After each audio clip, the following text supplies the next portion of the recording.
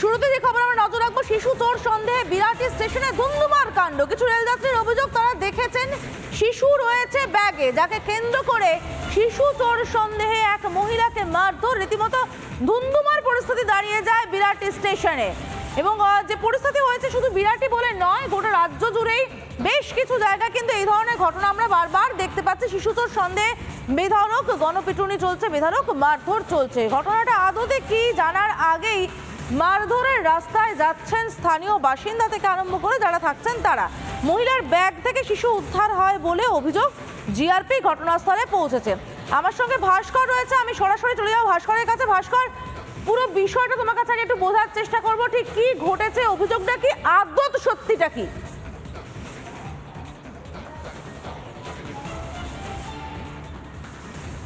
একদমই সমাজেতে দেখো, অন্তত যেটা অভিযোগ, যে একদম সকালের দিকেই যখন ট্রেন শিয়ালদার দিকে যাচ্ছিল সেই সময় ট্রেনের যাত্রীরা সিটের নিচে থাকা একটি ব্যাগ থেকে শিশুর কান্নার আওয়াজ পান।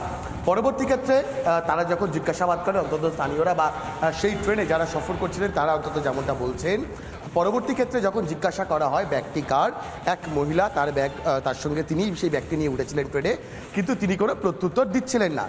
পরে জিজ্ঞাসা করাতে, কান্নার আওয়াজ কেন আসছে জিজ্ঞাসা করাতে বলা হয় যে ওখানে কিছু নেই। পরে অন্য যাত্রীরা যখন জোর করে জিজ্ঞাসাবাদ করেন, প্রশ্ন করা শুরু করেন, তখন দেখা যায় তার মধ্যে একটি শিশু রয়েছে।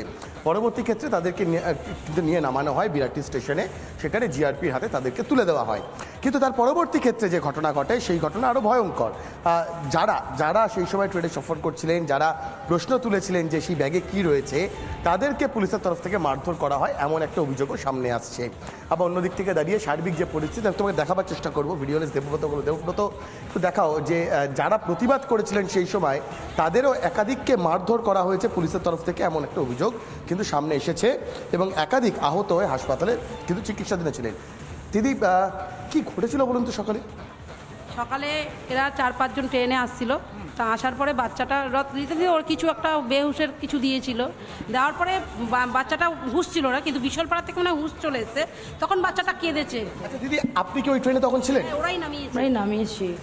মানে কি করে বুঝলেন যে ব্যাগের মধ্যে বাচ্চা? কাজ ছিল তো বাচ্চাটাকে ন্যাকড়া পেঁচিয়ে বেঁধে ঠেঁধে বাজারের ব্যাগে করে নিয়ে এসছে। ছোট বাচ্চা, 6-7 মাস বয়স হবে হয়তো। তার পরবর্তী ক্ষেত্রে আপনারা বিআরটি স্টেশনে জিআরপি হাতে তুলে নেমেছে, মানে নামিয়েছি, নামানোর পরে সঙ্গে সঙ্গে তো ওই জিআরপির সামনেই থাকে, তো ওনারাই ধরেছে বাচ্চাটাকে, কোনো রকমে রেখেছে, থাকার পরে ওনারাই ধরেছে, মানে বউটাকে ওনারা সাইড করে দিয়েছে। আচ্ছা, আপনারা আক্রান্ত হলেন?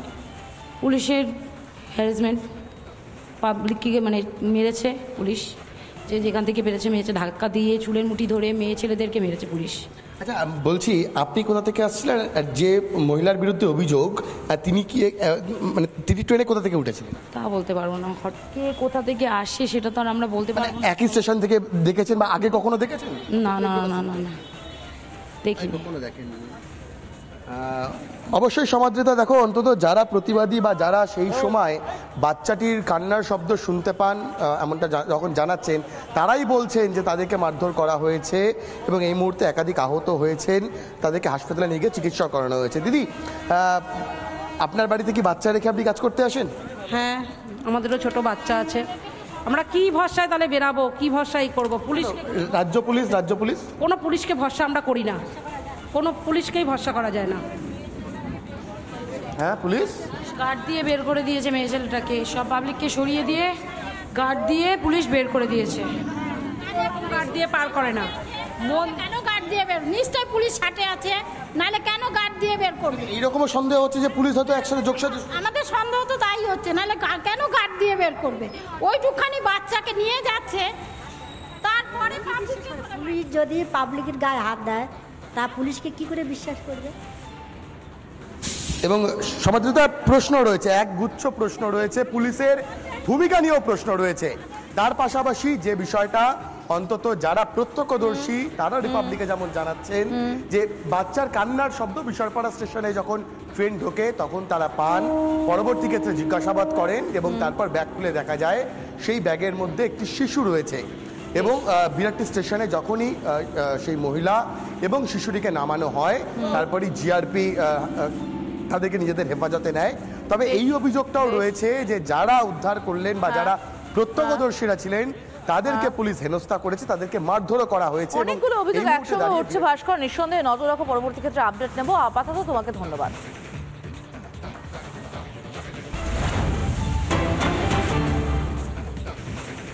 মুখ্যমন্ত্রী মমতা বন্দ্যোপাধ্যায়ের হুঁশিয়ারি এবং হুঁশিয়ারির পরেই নড়ে চড়ে বসলে পুলিশ।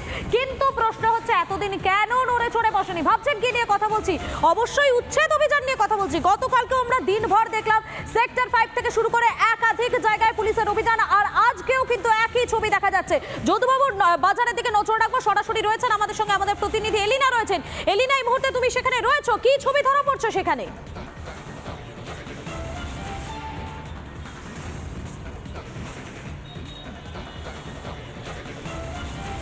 একেবারেই মধুকল্পিতা, দেখো গতকাল থেকে ফুটপাত দখলমুক্ত যে অভিযান শুরু করেছে কলকাতা পুলিশ, আজকে ভবানীপুরের যদুবাবুর বাজারে সকাল 11টা নাগাদ তৃণমূলের কাউন্সিলর 70 নম্বর ওয়ার্ডের কাউন্সিলর অসীম বসু এবং একই সঙ্গে কলকাতা পুরসভার আধিকারিকরা, কলকাতা পুলিশের আধিকারিকরা, তারা যদুবাবুর বাজারে যে সমস্ত হকার রয়েছেন, যারা রুজি রোজগারের জন্য এই ফুটপাতের উপর দোকান দিয়ে যারা জীবিকা নির্বাহ করেন, তাদেরকে তারা উচ্ছেদ নয়, তাদেরকে বোঝাতে আসেন যে ফুটপাতে বাড়তি যতটুকু তাদের জায়গা রয়েছে সেই জায়গাগুলো তাদেরকে দোকানের ভিতরে ঢুকিয়ে নিতে হবে। কোনোভাবেই ফুটপাতকে কোনোভাবেই কিন্তু একেবারে এঙ্গেজ করা যাবে না।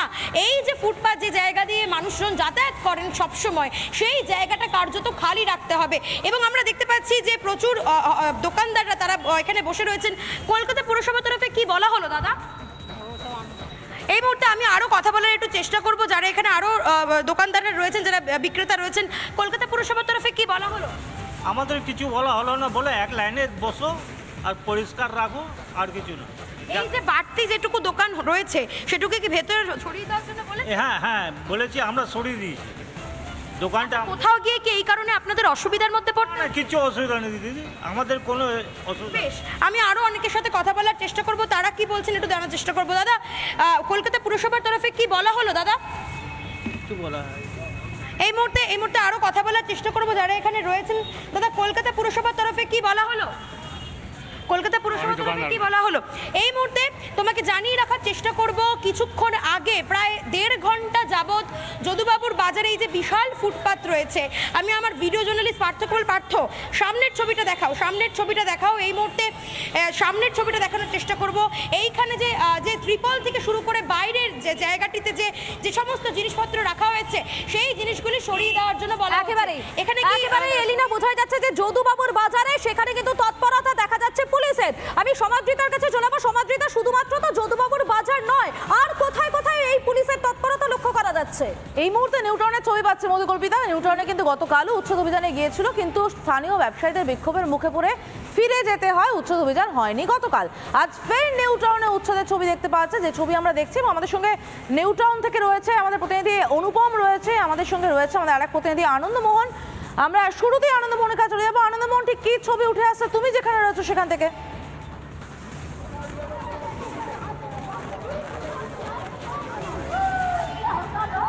একেবারে তোমায় বলে দিই যে নিউটাউন ডিএলএ 5 নম্বর গেট, এখান থেকেই কিন্তু আজকে উচ্ছেদ অভিযান হবে, এমনটাই কিন্তু গতকাল পুলিশ মাইকিং করে গেছিল।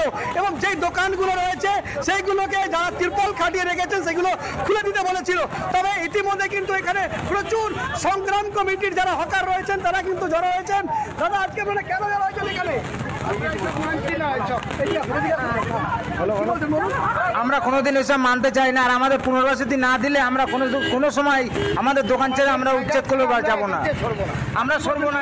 আমরা এই জায়গা, আমরা যে ফুটপাতে দোকানদারি করছি, আমরা এখনো এখান থেকে আমরা জায়গা না পেলে, আমরা এখানে পুনর্বাসিত না দিলে আমরা যাবো, আমরা সরবো। এখানে তো হকারের জন্য বানানো হয়েছিল, অবশ্যই আমাদের কোনো অধিকারই দেয়নি, আমরা পুনর্বাসিত কোনোদিন দেয়নি আমাদের। আমি কি বলবো, আমার প্যানের দ্বারা আমি হকারি নয়, আমি হকারি কাজ দিতে সব কিছু করছে, আমরা খেতে পাচ্ছি না। এখন আমরা কি করবো? দোকান বাজার করছি, ভেঙে চুরে উড়িয়ে দিচ্ছে, আমরা কোথায় যাবো? কি দাবি আপনাদের? দাবি আমাদের পুনর্বাসন না দিলে কোনো কথা শুনবো না। লড়াই চাই, লড়াই করে দোকান করে দিতে হবে, আমাদের দোকান করে দিতে হবে, তারপরে আমরা এখান থেকে যাবো, তার আগে যাবো না।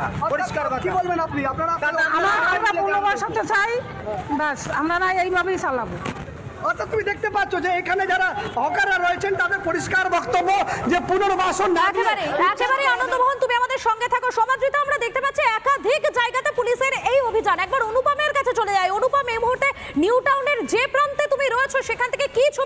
হচ্ছে।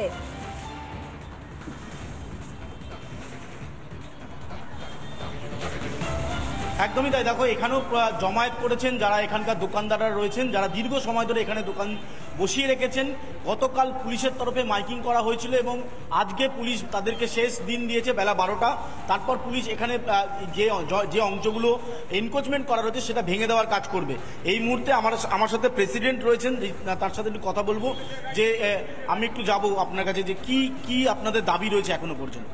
আমাদের দাবি পুনর্বাসন দিতে হলে আমাদের কিছু দাবি মানতে হবে এবং এনকেডিএ এবং নিউ টাউন যেটা পুনর্বাসনের জন্য চিন্তা ভাবনা করছে তাতে হকার বিরোধী, হকার স্বার্থ বিরোধী কিছু আইন তারা করেছে, কিছু নিয়ম করেছে, আমরা তা মানতে রাজি না। কিন্তু মুখ্যমন্ত্রী তো বলেছেন যে এনক্রোচমেন্ট করে রাখা যাবে না, দখল করে রাখা যাবে। মুখ্যমন্ত্রী কোনো হকার উচ্ছেদ করতে বলেনি।